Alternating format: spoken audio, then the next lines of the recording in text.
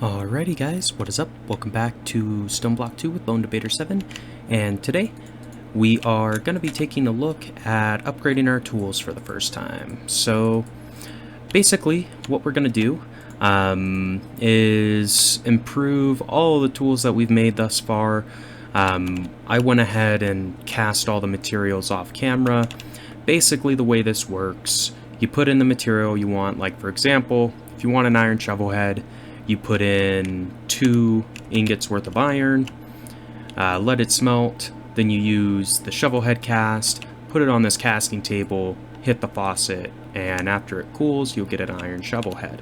So I went ahead and kind of played around with some of the materials just to see if we could get a little bit of diversity, but we do have enough to upgrade basically everything, but we'll go over that in a minute. First things first, I do want to get a hammer, because a hammer will do a 3x3 stone area when you mine, as opposed to just a single block. So it's going to be useful when we actually go up to the mining dimension to mine, to have a hammer, and it'll be good to expand our base a little bit quicker.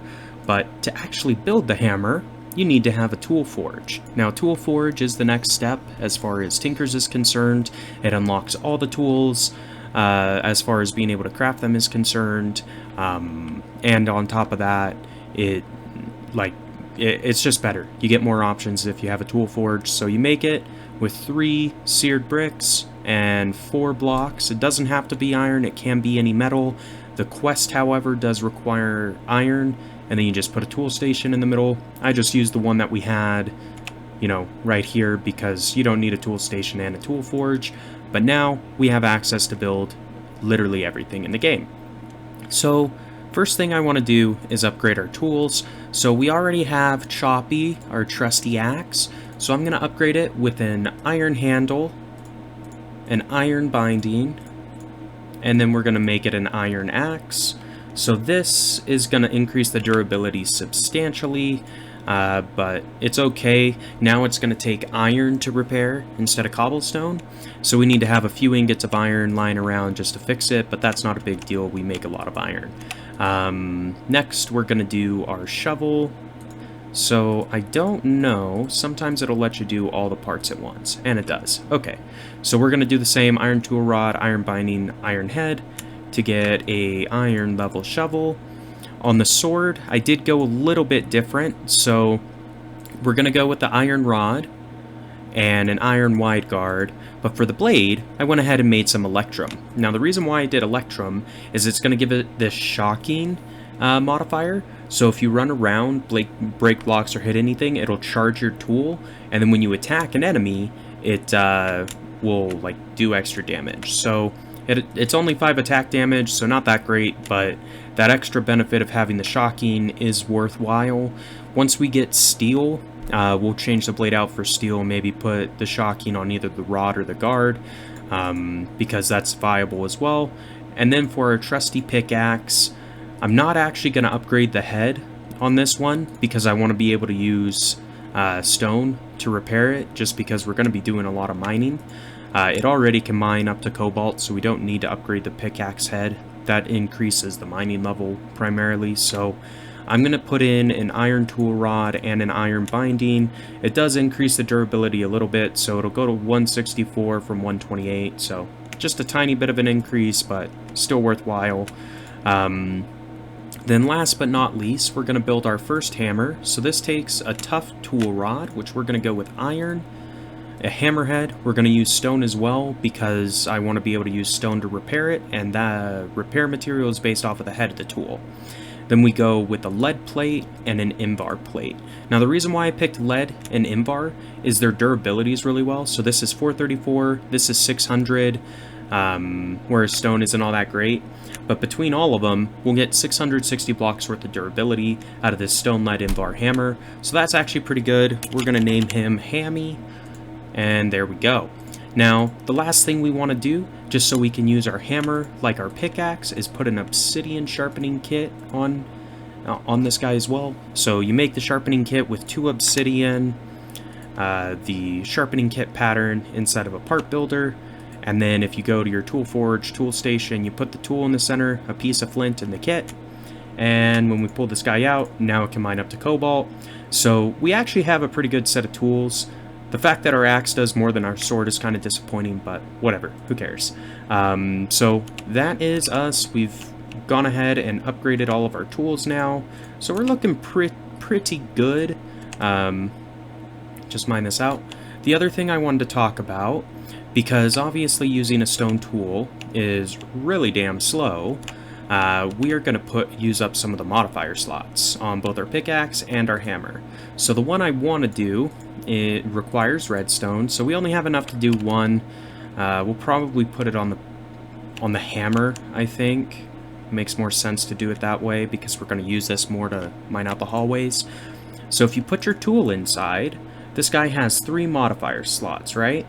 So if I take some redstone, this is going to give it haste, which means it'll mine faster. So mining speed 4.6 versus 1.93. So you get a pretty good upgrade on that. If you throw a whole stack in at once, it will fill up the modifier slot all the way. It does take 50 redstone for each modifier. So in fact, we do have enough redstone to do the pickaxe one time as well. So we'll do that. If you heard that little buzz, that was our sword getting charged. Now it has that glowing effect. So if we were to attack an enemy right now, they would get dealt shocking damage on top of just the basic damage. So that's why I chose Electrum for this sword, because I don't know, I like having the shocking on it. Putting haste on our pickaxe takes it to a mining speed of 10.8 from 4, so that feels pretty good. The other thing I like to do with my mining tools is actually throw on a little bit of lapis, and the reason why you do that is it will give it looting or luck. I forget which one it is for the regular tools. It's probably luck. Yeah, it is. So it'll give them luck, but basically what luck does is so let's say we're up in the mining dimension and we find a piece of quartz, right? Now quartz, when you mine it, will just drop the item straight out. Normally you only get one. If you have luck on your tool, it can increase the amount that drops from that single block. So I find that putting luck on your mining tools is worthwhile, just because it will increase your overall resource gathering ability. We could have put some lapis on the sword just to give it looting, which would make it better when we're fighting enemies. We have better chance of drops, but that's okay.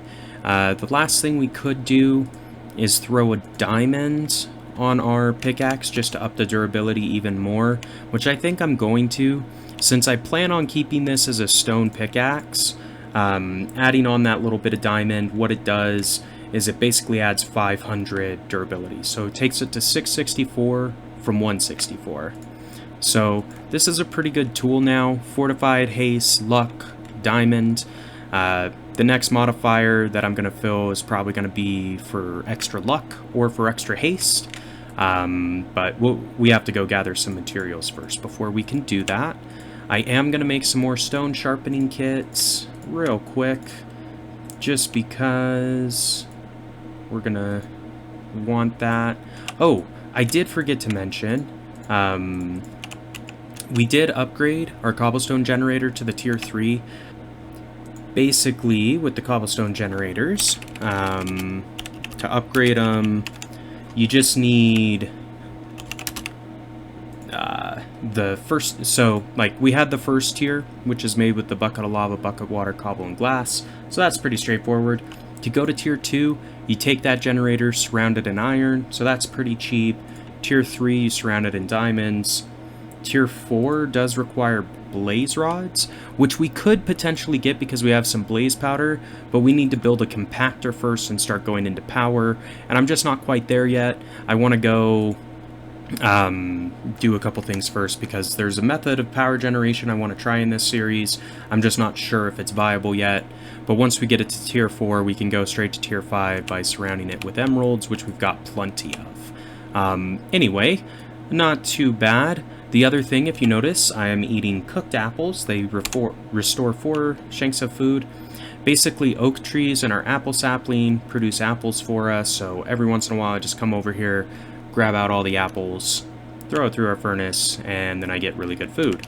We're probably just going to stick with this for the time being because there's not really a reason to try to diversify. They don't have like the, whatchamacallit, like there's Pam's Harvest Craft in here, so there is like viable food alternatives that restore a lot more than just 4, but they're a lot more complicated to make, and I don't really want to build a farm. So there's that for you. But let's go ahead and collect some quests. So we've got the 2 for the cobble generators, 1 for the smeltery, 1 for the tinker's forge, and then we also have 1 for making our compacting drawers. So let's go ahead and just collect all of them. So we got an induction smelter, that's really handy. Herculean flux, so that's good for wireless power. Another cob generator, upgrade speed, storage upgrade 5s, that's cool. And we got some epic bacon, which that is great food. Yeah, that's actually pretty good. So we'll put those away. This chest is basically full, but we can probably fit that in. And then we got another cobblestone generator. So what I want to try to do is automate this lava production. I know I've got a giant-ass drawer right here, but if I put this shitty generator above and then throw a hopper, I think it will auto-output the cobblestone into the crucible. So we're going to do this and just see if this works. So if I take this hopper and throw it like that, doesn't look like it's doing anything. Let me try this. I think I maybe need to click it on the crucible. Is that right? Yeah, there we go. Okay, so now that's automatically putting the cobblestone inside. I'm just gonna toss this back in. Okay, cool. If I grab, I'm gonna just grab my buckets real quick and take out the lava that we do have. Just real fast. Cool. Awesome.